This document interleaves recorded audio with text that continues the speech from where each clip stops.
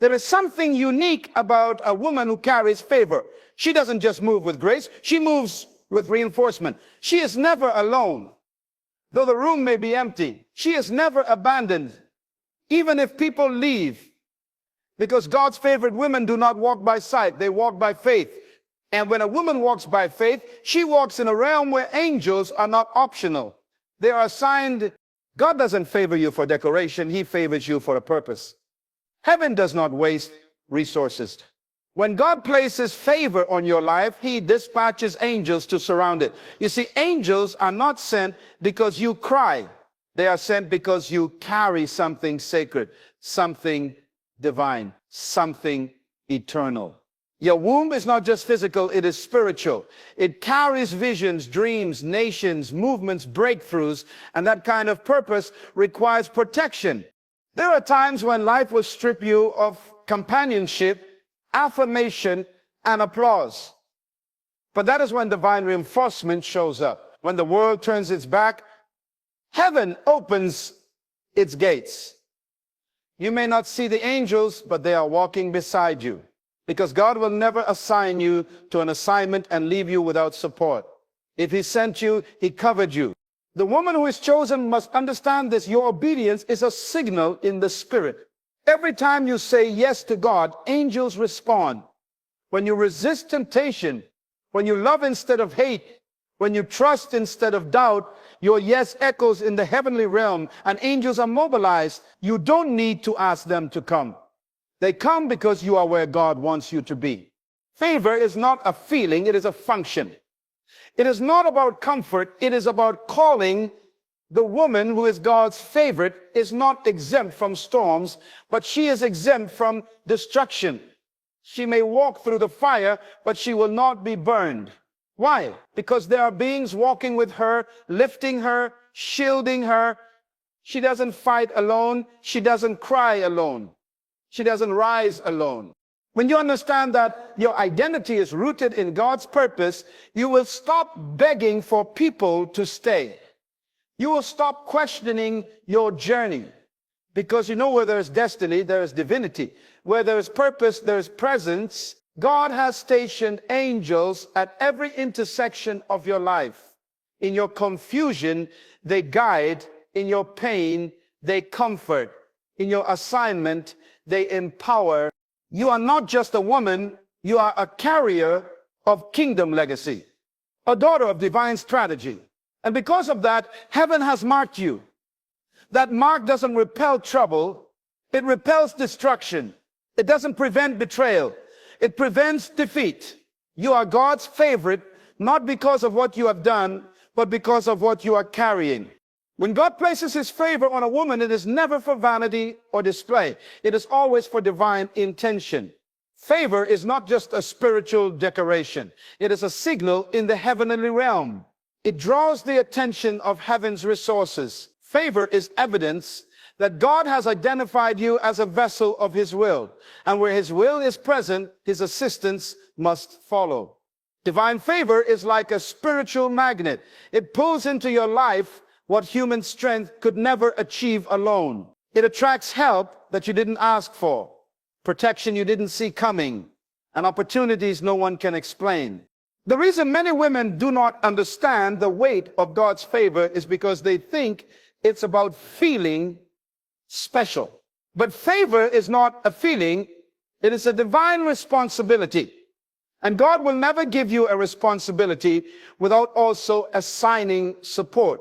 That support may not always come from people. It may not look like applause or validation. More often than not, it comes in the form of unseen assistance, divine interventions, supernatural timing, divine delays, and angelic assignments.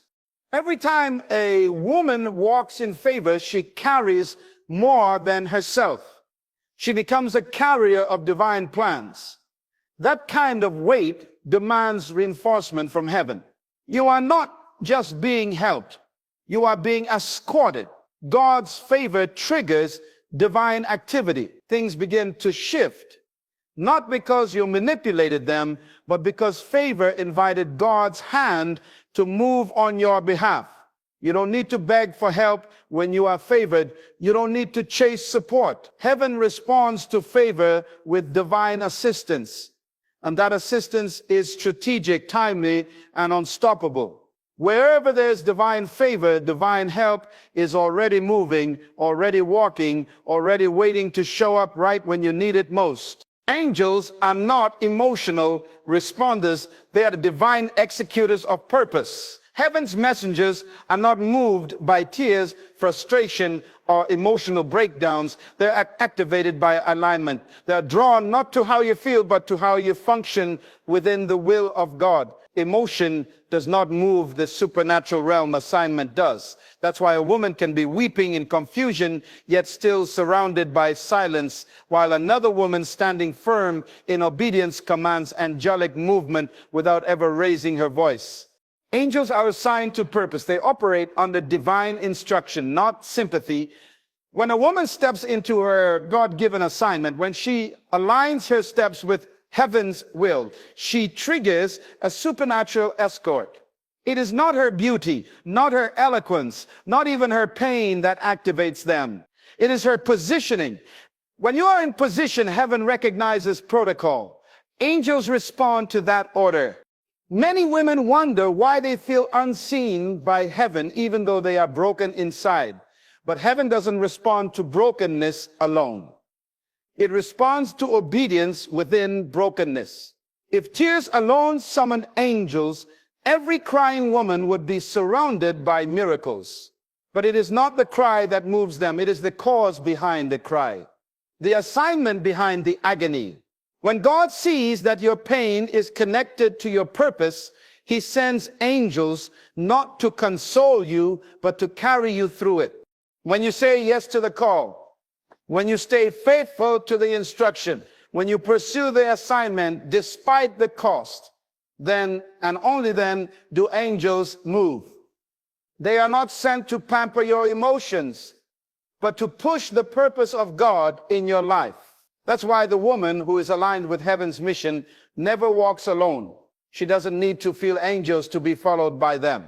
Purpose is the divine shield that surrounds the woman chosen by God. When a woman understands her purpose, she becomes dangerous to the kingdom of darkness. She is no longer tossed by opinions, emotions, or temporary storms, because her identity is rooted in assignment, not affirmation. Purpose is not something she carries for herself. It is the very reason for her existence. And because of that, heaven protects what heaven invests in. The woman who walks in purpose is not preserved by luck or chance. She is preserved by divine strategy. God does not allow purpose to be destroyed.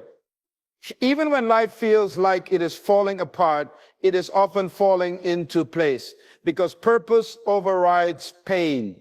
The attack may come, but it cannot cancel the assignment. The storm may rise, but it cannot stop the promise.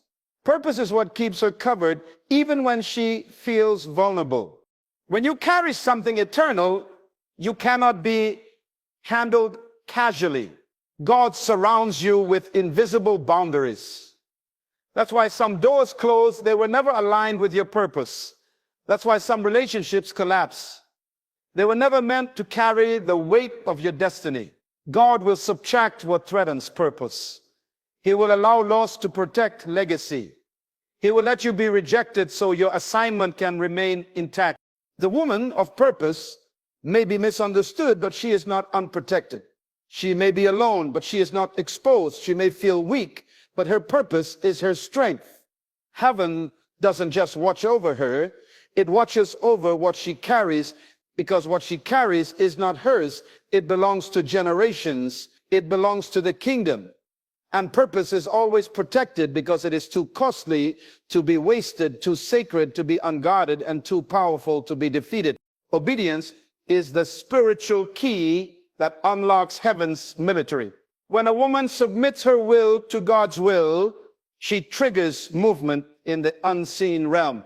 Angels do not respond to wishful thinking or good intentions. They respond to divine instruction followed with precision. Heaven is structured. It is orderly. And in that divine order, obedience is the currency that moves the supernatural Every act of obedience is a declaration in the spirit that says, I trust God more than I trust my feelings. And that trust becomes the foundation for divine activity. When a woman chooses to obey God, even when it costs her relationships, comfort, or understanding, she sends a signal that she is ready to carry what heaven is ready to release. And heaven does not leave an obedient vessel uncovered.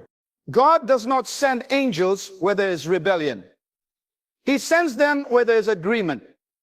When your actions align with his instruction, the invisible army begins to operate on your behalf. They go ahead of you to prepare the path. They surround you when danger rises. They hold back what the enemy sends. But all of this is contingent upon obedience, not partial obedience, not delayed obedience, full, prompt, surrendered obedience. Obedience is not just about doing the right thing. It's about staying in the right place spiritually. Because angels are assigned to the coordinates of purpose. If you step out of position, you step away from the protection that was waiting there. But when you stay where God tells you to stay, even when it doesn't make sense, you stay within range of supernatural backup. The woman who obeys without needing to understand walks with more power than she can see, because with every obedient step, angels are deployed, and though they are invisible, their presence is undeniable. Favor is often misunderstood. Many assume it means a life without struggle, a path without resistance, or a journey paved with ease. But divine favor is not a promise of comfort. It is a guarantee of covering. When God places favor on a woman's life, he doesn't remove the battles. He secures her victory in the midst of them. He doesn't eliminate the storms. He ensures she won't drown in them. Favor is not the absence of warfare. It is the assurance of divine protection during the war. The favored woman will still face rejection. She will still encounter betrayal. She may still be overlooked, ridiculed, or misunderstood. But none of those things can penetrate the shield of covering that favor provides. What would have destroyed others only develops her. What crushed others only makes her rise. Why? Because favor doesn't stop the weapon from being formed. It stops it from prospering. God's covering is not always loud. It may look like closed doors, delayed opportunities, or detoured plans. But what seems like frustration is often preservation. The favored woman must learn to trust God's no as much as his yes, because every redirection is part of her protection. Every silence is part of her preparation. The favor of God builds a hedge around her life that no enemy can bypass unless permitted for purpose. Favor is costly. It marks you. It separates you. It invites spiritual attack. But it also brings divine reinforcement. The favored woman is not weak. She is chosen. And being chosen means being covered in ways the world cannot explain. People may envy her position, but never understand her pressure. They may desire her outcome, but not survive her process. Because favor does not guarantee ease, it guarantees endurance through God's covering. Spiritual vision is the ability to see beyond the natural, to perceive what the physical eyes cannot detect. It is not about being mystical. It is about being aligned. The woman who carries divine purpose must develop spiritual eyes, because not everything real is visible. There are seasons when God is working, angels are moving, and heaven is fighting on her behalf. Yet everything around her looks silent. In those moments, it is spiritual vision, not emotion, that keeps her steady. The supernatural realm is not hidden from everyone. It is hidden from the untrained eye. The favored woman must learn to see with discernment. She must learn to interpret divine silence, to recognize God's fingerprints in the ordinary, and to feel the weight of angelic presence even when she feels alone. Without spiritual vision, she will mistake transition for abandonment. She will confuse protection with rejection. She will walk away from divine help simply because it wasn't dressed in the form she expected. Spiritual vision is what allows a woman to keep walking when the way isn't clear.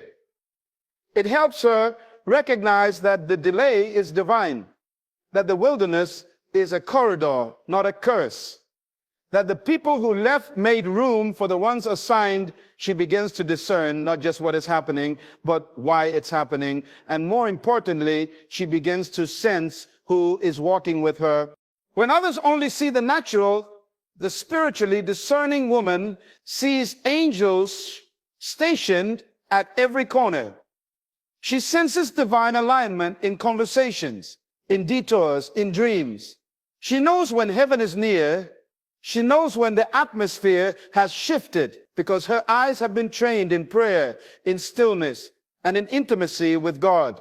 Spiritual vision is not a gift for the elite. It's a necessity for the favored, because she is not just living in the visible, she is walking with the invisible. God never plans purpose without preparing protection. Wherever he deposits destiny, he assigns defense. The woman who carries divine purpose is never left to fend for herself. She is accompanied by a heavenly host, even if she doesn't feel it. Angels are not random visitors. They are strategic agents. They are stationed where purpose is active, where assignments are unfolding, and where heaven's agenda is being carried out on earth. When God calls a woman into purpose, he understands the weight she will carry, the warfare she will face, and the enemies she will confront. And because of that, he assigns angels in advance. Before the battle begins, the reinforcements are already present. Before the enemy makes his move, heaven has already made its response. This is why some attacks fail without explanation. This is why doors open despite opposition. It's not luck, it's divine placement. Purpose draws pressure, but it also draws protection. Angels don't follow comfort, they follow calling.